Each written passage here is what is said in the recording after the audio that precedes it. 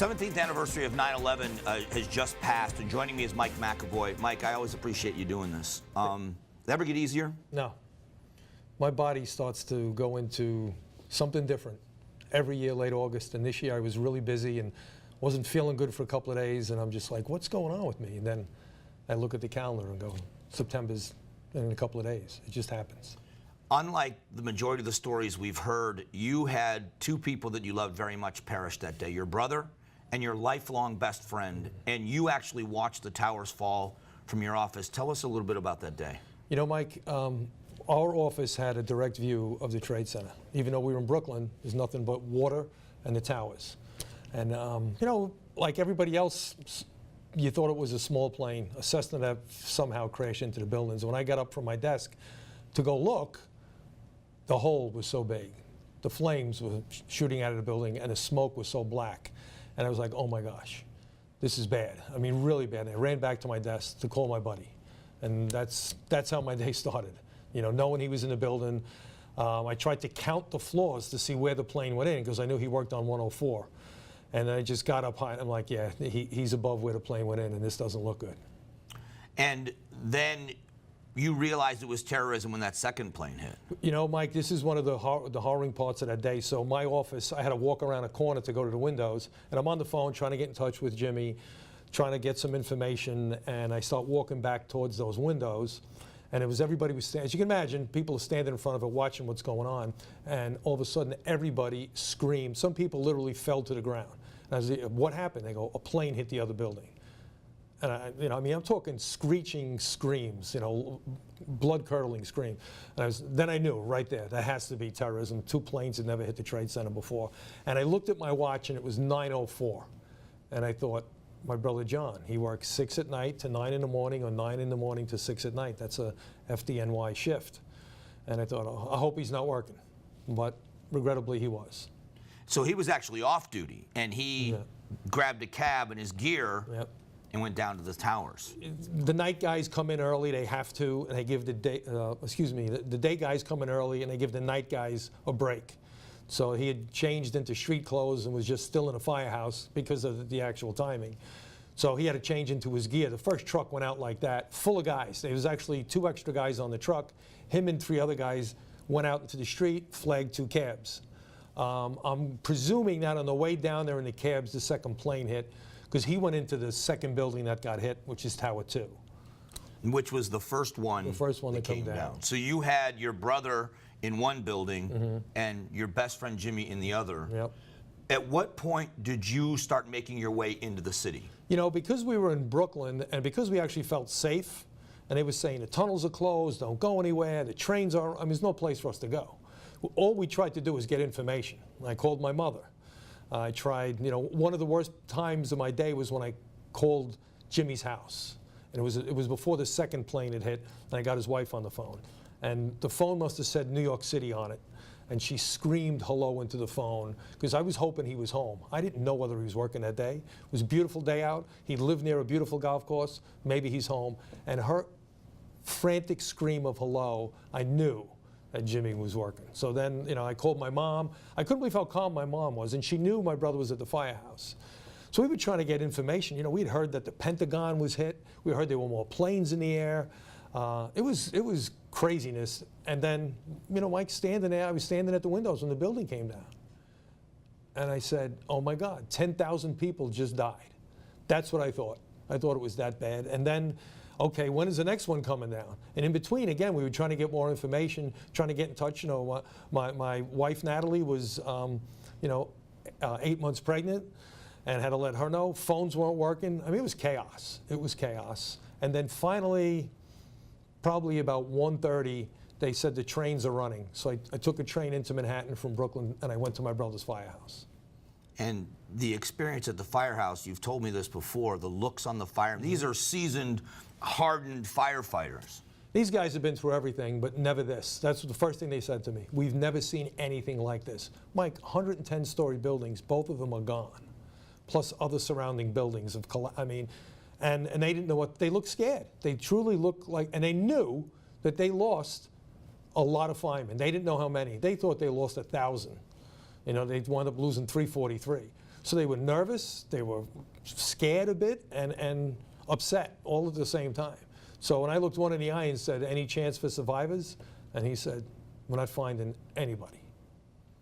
I want to talk with you about moving forward, because the fact that you tell this story every year and you tell it so eloquently, and I know what it does to you emotionally, we've talked about it. I want to talk about the importance of remembering 17 years removed and what it was like to speak at Tempe Town League at the Healing Field. So Mike McAvoy here, his brother John, his best friend Jimmy perished that day, and Mike, the time he spent there and the years he spent since is such a compelling story. We'll be back with Mike McAvoy in a moment.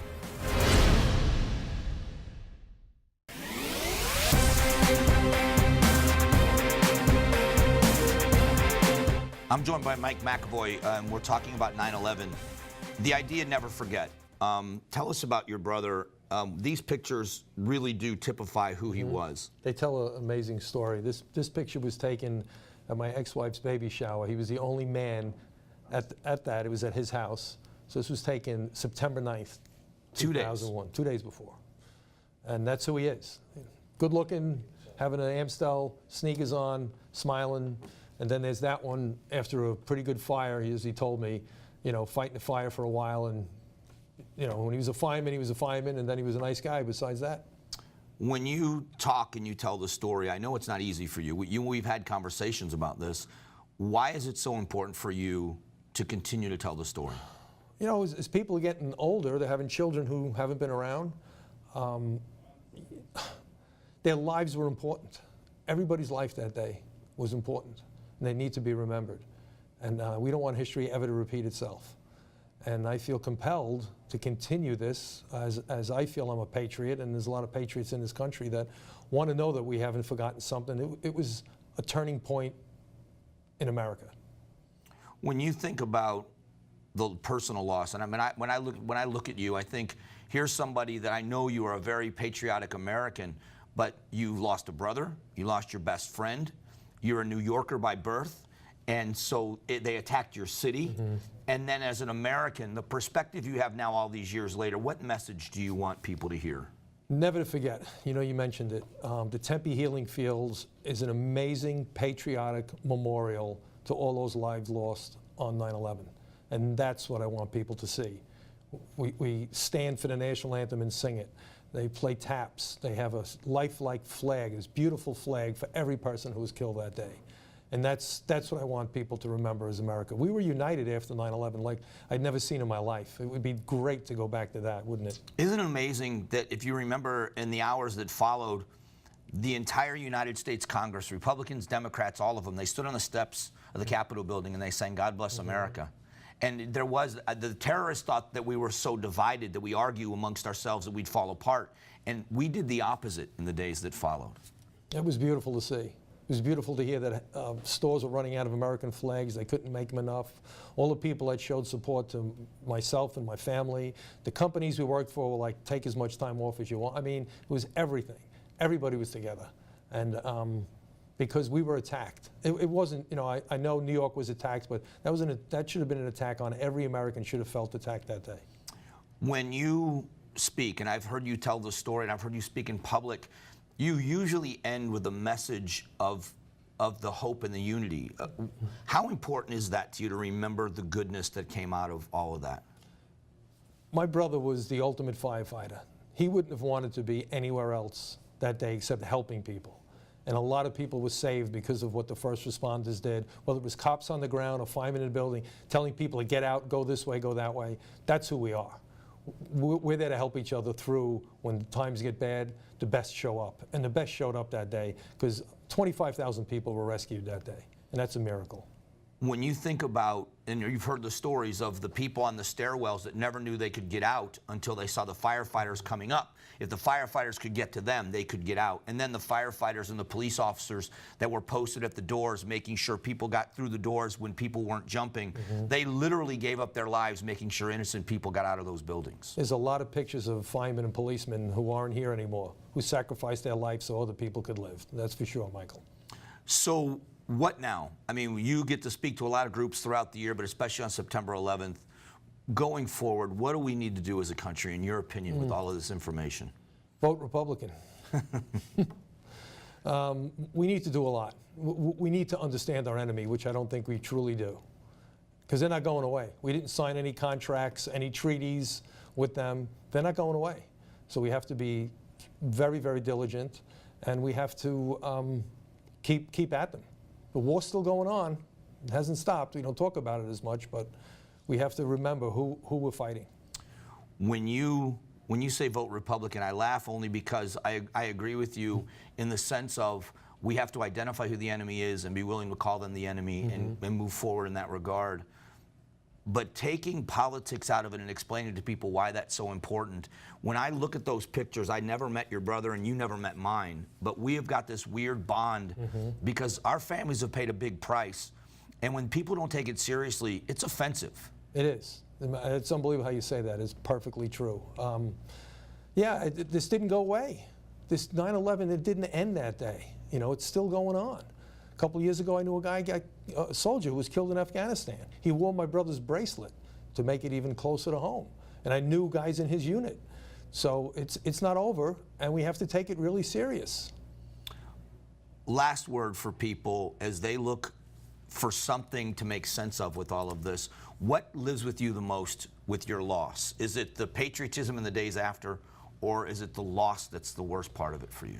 That's a tough question, Michael. I mean, I know there was a lot of good that day. We saw the worst of evil, but we met it with the best that America has. And so many people became soldiers because of that and risked their lives and gave their lives. That's what America is. It's not as divided as it is right now. It shouldn't be. We should realize we're all Americans first. That's the first thing we should realize, and I wish we would. I do too. I do too. Mike, I appreciate the time as always. A true patriot. If you're ever anywhere and have a chance to hear Mike McAvoy tell the full story, and we're going to do it in a podcast, I want you to hear him speak. Michael, thank you. Thank you. Thank you. Thank you. We'll be back.